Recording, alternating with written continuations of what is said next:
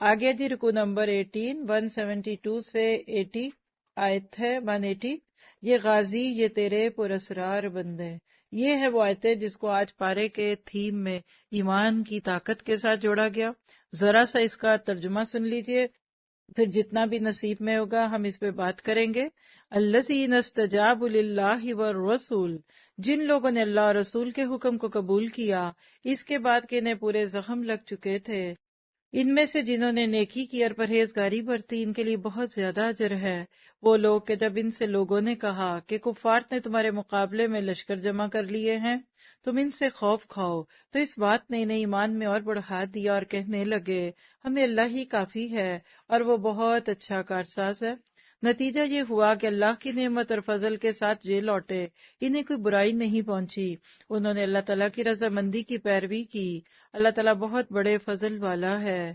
یہ خبر دینے والا صرف شیطان ہی ہے جو اپنے دوستوں سے ڈراتا ہے. تم ان کافروں سے نہ ڈرو اور میرا خوف رکھو اگر تم مومن ہو. کفر میں آگے بڑھنے والے لوگ آپ کو غمناک نہ کریں. یقین مانو یہ اللہ کا کچھ نہ بگاڑ سکیں گے. اللہ تعالیٰ کا ارادہ ہے کہ ان کے لیے آخرت کا کچھ حصہ نہ کرے اور ان کے لیے بڑا عذاب ہے. کفر کو ایمان کے بدلے خریدنے والے ہرگز ہرگز اللہ تعالیٰ کو نقصان نہیں پہنچا سکتے اور انہی کے لیے المناک عذاب ہے.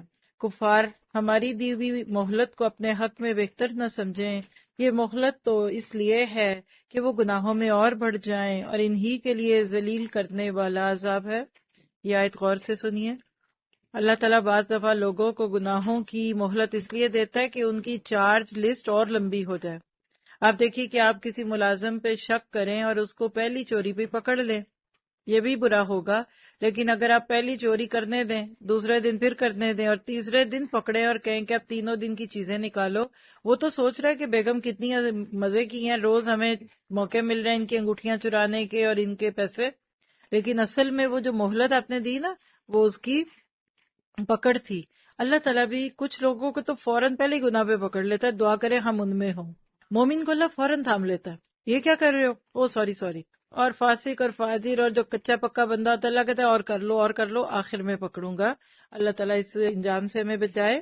جس حال میں تم ہو اسی پر اللہ تعالیٰ ایمان والوں کو نہ چھوڑے گا جب تک کہ پاک اور ناپاک کو الگ نہ کر دے. اور نہ اللہ تعالیٰ ایسا ہے کہ تمہیں غیب سے آگاہ کر دے، بلکہ اللہ تعالیٰ اپنے رسولوں میں سے جس کا چاہے انتخاب کر لیتا ہے. اس لیے تم اللہ پر ایمان رکھو، اور اگر تم ایمان لاؤ اور تقوی اختیار کرو تو تمہارے لیے بہت بھاری اجر ہے. آپ نوٹ کر رہے ہیں کہ اس بارے میں تقوی کا کتنا ذکر ہے. خاص طور پہ جنگوں کے ساتھ ایمان اور تقوی یہ دونوں بہت زیادہ آتا ہے. جنہیں اللہ نے اپنے فضل سے کچھ دے رکھا ہے وہ اس میں سے اپنی کنجوسی کو اپنے لیے بہتر نہ خیال کریں، بلکہ وہ ان کے لیے بدتر ہے. ان قریب قیامت والے دن یہ اپنی کنجوسی کی چیز کے توق ڈالے جائیں گے. آسمانوں اور زمین کی میراث اللہ تعالیٰ ہی کے لیے ہے، اور جو کچھ بھی تم کر رہے ہو اللہ اس سے آگاہ ہے. کیا پتہ چلا کہ یہ رکوع ایک چھلنی ہے. حقیقت یہ ہے، اور اس میں ایمان سے متعلق آپ کو 2 آیات دکھ رہی ہیں. کون سی؟ آیت 177 آل عمران، یستبشرون بنعمت من اللہ وفضل. کیا پتہ چلا؟ شہداء کے لیے اللہ کے خاص انعامات کا ذکر ہے، خوشخبریاں پاتے ہیں. اور آیت 179 فآمنوا باللہ ورسلہ وإن تؤمنوا وتتقوا فلکم اجر عظیم. بس تم ایمان لاؤ اللہ اور اس کے رسولوں پہ، اور اگر تم ایمان لاؤ اور تقوی اختیار کرو تو تمہارے لیے بہت بڑا اجر ہے. کیا پتہ چلا کہ اللہ تعالیٰ مومنوں کو تسلیاں دے رہے ہیں کیا آزمائشوں کی بھٹی میں پکے، بلکہ آزمائشوں کے بھٹے میں پکے مومن کا ایمان اینٹوں کی طرح مضبوط ہو جاتا ہے. کبھی کبھی آپ کو بھی لگے اگر کہ آپ پہ بہت ہی آزمائشیں آ رہی ہیں، اب ایک کے بعد آتی ہی جا رہی ہے، تو اس بات کو یاد رکھیے گا اللہ تعالیٰ آپ کا وہ بی پی چیک کروا رہا ہوتا ہے کہ یہ کتنا پریشر برداشت کر سکتا ہے. اور اللہ کرے کہ ہمارا بی پی ہائی ہو کہ لو ہو، نارمل ہو. مومن کا بلڈ پریشر نارمل ہوتا ہے، لو ہو گیا تو پھر بھی گریں گے، ہائی ہوگا تو گرائیں گے. پھر فیتھ ان ایکشن کے پوائنٹس نوٹ کریے گا. ایمان والے کا ایمان مشکلات میں اور بڑھ جاتا ہے، یہ لکھ لیں. یہ تو آپ گھر میں بھی ٹیسٹ کر لیں، اس کے لیے آپ کو ڈسپینسری جانے کی ضرورت نہیں ہے. مشکل حالات میں میرا مورائل ڈاؤن ہوتا ہے کہ بلند؟ مشکل حالات کیا ہے؟ آپ اپنے حالات سے دیکھیں، کوئی آیا ہی نہیں، کوئی آپ کو اپریشیٹ ہی نہیں کیا کسی نے، کسی جگہ آپ کے اوپر تنقید ہو گئی. یعنی جب بھی کوئی کام کرے اور اس کے نتائج ورس نکلے، مان لیجئے کہ آپ ان لوگوں میں شامل ہو رہی ہیں کہ جن کے ابھی ایمان کو پکانے کی ضرورت ہے. پھر اسی طرح سچا ایمان یہی ہے کہ صرف اللہ پر مکمل بھروسہ کیا جائے. مومن کا دل اللہ سے جڑا ہوتا ہے. مسلمانوں نے جب بھی اللہ تعالیٰ کی بجائے خود پہ بھروسہ کھایا تو منہ کی کھائی، شکست ہوئی. صرف اللہ تعالیٰ کو ہی اپنا کارساز بنانا ہے. اور اللہ کرے کہ یہ حالات ہم سنیں اور سیکھیں. جی اس میں جو حمرہ الاسد کا قصہ آیا، اس پہ آپ کے پارے کے اندر جو تھیم میں اصحاب حمرہ الاسد تھے، کیونکہ غزوہ احد کا قصہ تو کئی آیتوں سے ہم پڑھ ہی رہے ہیں.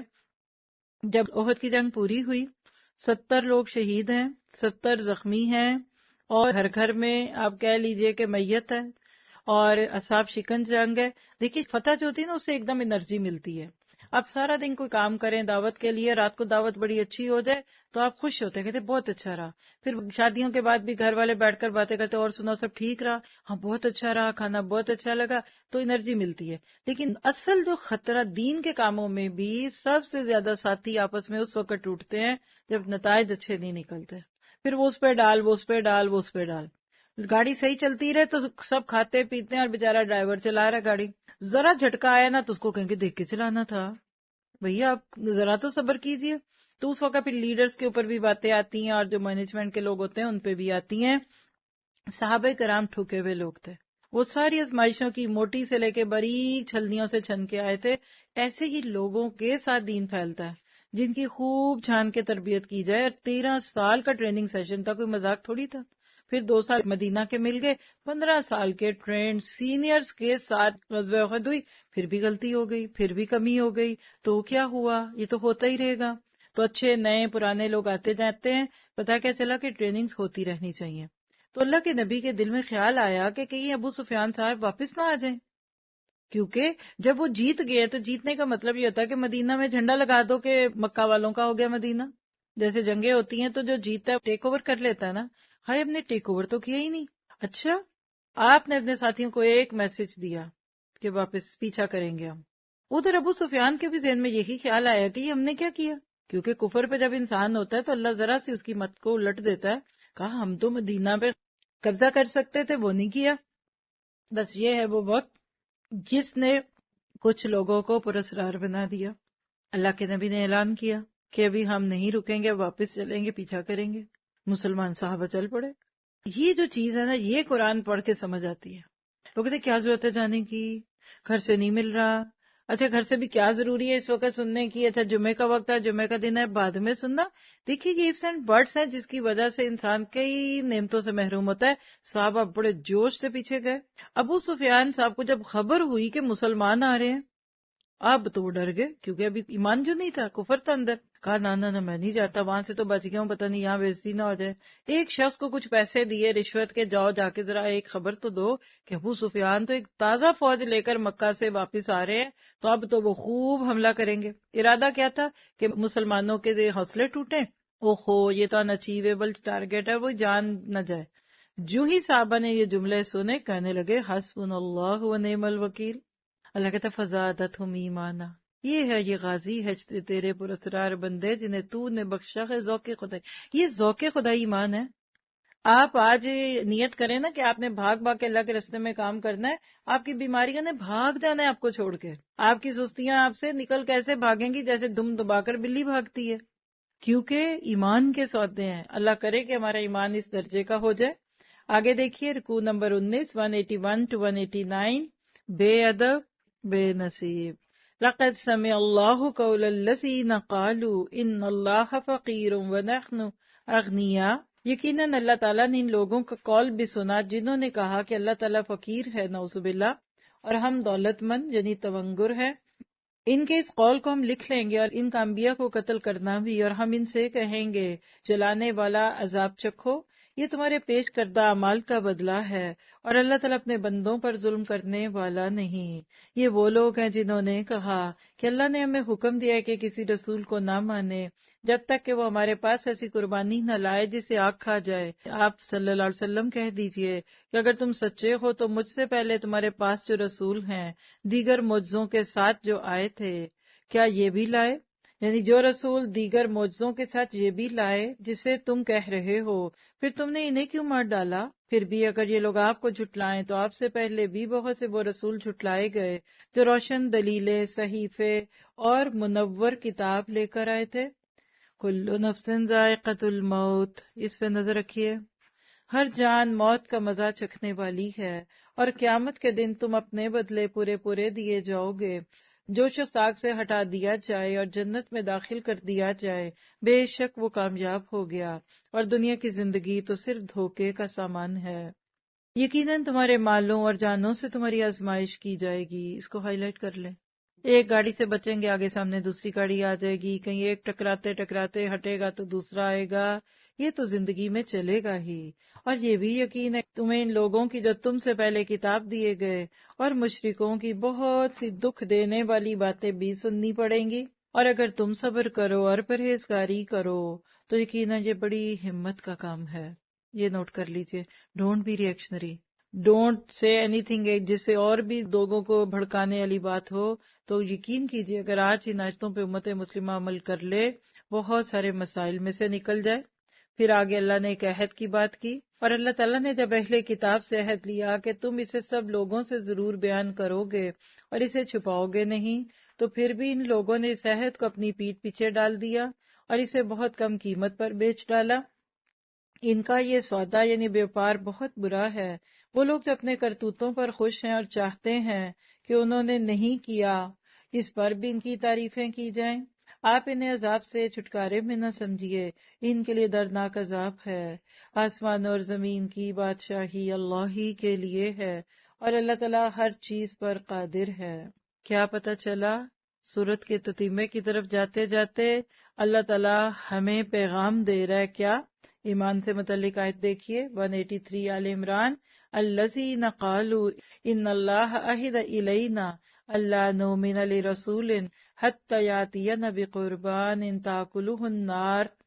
کیا پتہ چلا کہ جب بندے کا دل نہیں کر رہا ہوتا نا بات ماننے کو، تو وہ بہانے ڈھونڈتا ہے۔ اطاعت کو دل نہ چاہے تو شریعت کی سیدھی باتیں بھی سمجھ نہیں آتی۔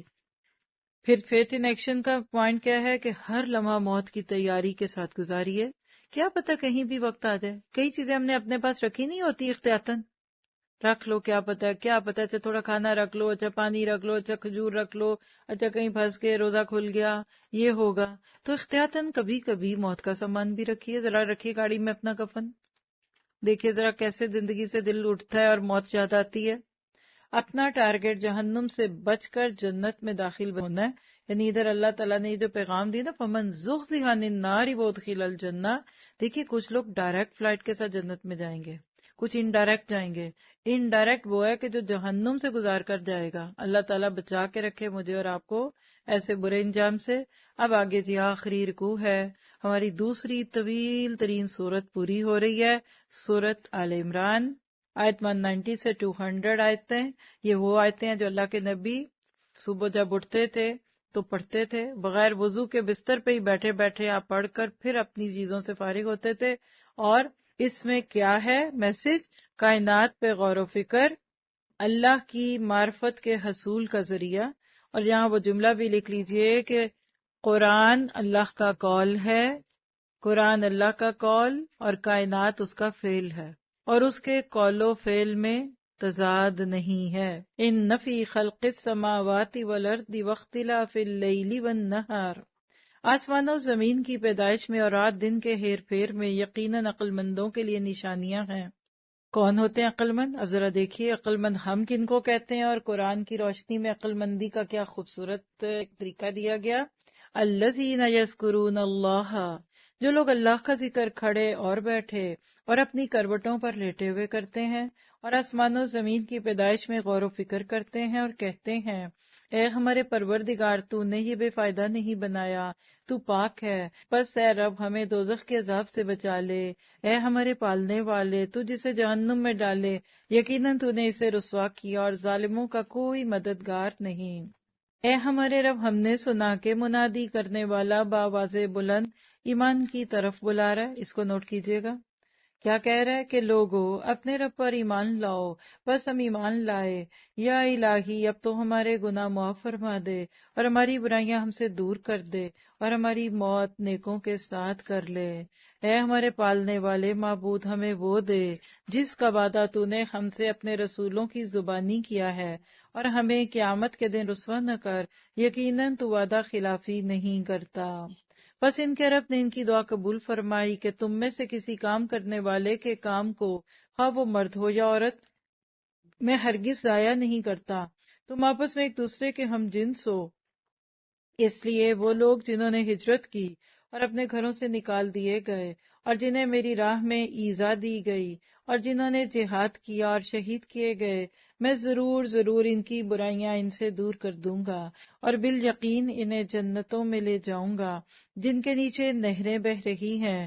یہ ہے ثواب اللہ تعالیٰ کی طرف سے، اور اللہ ہی کے پاس بہترین ثواب ہے۔ تجھے کفار کا شہروں میں چلنا پھرنا فریب میں نہ ڈال دے، یہ تو بہت تھوڑا فائدہ ہے، اس کے بعد ان کا ٹھکانہ تو جہنم ہے اور وہ بری جگہ ہے۔ لیکن جو لوگ اپنے رب سے ڈرتے رہے ان کے لیے جنتیں ہیں جن کے نیچے نہریں جاری ہیں، اور ان میں وہ ہمیشہ ہمیشہ رہیں گے۔ یہ مہمانی ہے اللہ کی طرف سے، اور نیکوکاروں کے لیے جو کچھ اللہ کے پاس ہے وہ بہت ہی بہتر ہے۔ یقیناً اہل کتاب میں سے بعض ایسے بھی ہیں جو اللہ تعالیٰ پر ایمان لاتے ہیں اور تمہاری طرف جو اتارا گیا ہے اور ان کی طرف جو نازل ہوا ہے اس پر بھی اللہ سے ڈرتے رہتے ہیں، اور اللہ تعالیٰ کی آیتوں کو تھوڑی تھوڑی قیمت پر بیچتے بھی نہیں۔ ان کا بدلہ ان کے رب کے پاس ہے، یقیناً اللہ تعالیٰ جلد حساب لینے والا ہے۔ دیکھیے کہ رات کی گھڑیاں ہوں، خاموشی ہے اور اللہ آسمان دنیا پہ آ چکا ہے، اور ایک بندہ نیچے سے پکارتا ہے یہ دعائیں، ذرا گنیے کتنی دعائیں اس حصے میں۔ دوزخ کے عذاب سے بچنے کی دعا، ربنا ما خلقت هذا باطلا سبحانك فقنا عذاب النار، ربنا انك من تدخل النار فقد اخزيته وما للظالمين من انصار۔ یہ دعائیں الگ سے رکھ کر اپنے لیے مانگیے، تو آپ تہجد کے وقت میں مانگیں گے انشاءاللہ۔ پھر غلطیوں سے درگزر کی دعا بھی اسی میں آ گئی، ربنا اننا سمعنا منادیا ینادی للایمان ان آمنوا بربکم فآمنا ربنا فاغفر لنا ذنوبنا وکفر عنا سیئاتنا وتوفنا مع الابرار۔ آمین تو کہیے۔ اور پھر آخری آیت، اور سورۃ آل عمران میں آپ کے رب کی آپ کو آخری قول، یا ایھا الذین آمنوا اصبروا وصابروا ورابطوا واتقوا اللہ لعلکم تفلحون۔ اے ایمان والو تم ثابت قدم رہو اور ایک دوسرے کو تھامے رکھو اور جہاد کے لیے تیار رہو تاکہ تم مراد کو پہنچ جاؤ۔ 4 نکاتی منصوبہ، 4 پوائنٹس ہیں ایجنڈے، یعنی ایک ایجنڈا دیا جا رہا ہے امت مسلمہ کو کہ جس کی روشنی میں تم نے کیا کرنا ہے، لوگوں کو اللہ کی طرف بلانا ہے۔ آپ دیکھیے کہ اس آخری رکوع میں 3 آیتیں ایمان سے متعلق تھیں، 193 آل عمران۔ کیا خلاصہ ہے اس کا؟ کہ پورے دل سے سننا پوری اطاعت پر مائل کرتا ہے۔ ایون اس وقت بھی آپ اگر پورے دل سے نہیں سن رہے نا، تو صرف آپ کے کانوں تک میرے لفظ جا رہے ہیں، اندر پینیٹریٹ نہیں ہوگا۔ پھر اسی طرح سے 199 آل عمران کا میسج کیا ہے کہ اللہ تعالیٰ نے اہل کتاب کے ایمان کو ممتاز کر دیا، یعنی اس کو نمایاں کر دیا۔ اور آل عمران 200 جو سب سے خوبصورت آیت ہے آج کے سبق میں ابھی تک پڑھی جانے والی میں، اور وہ کیا ہے کہ صبر، استقامت اور باہمی رابطے کامیابی کی چابی ہیں۔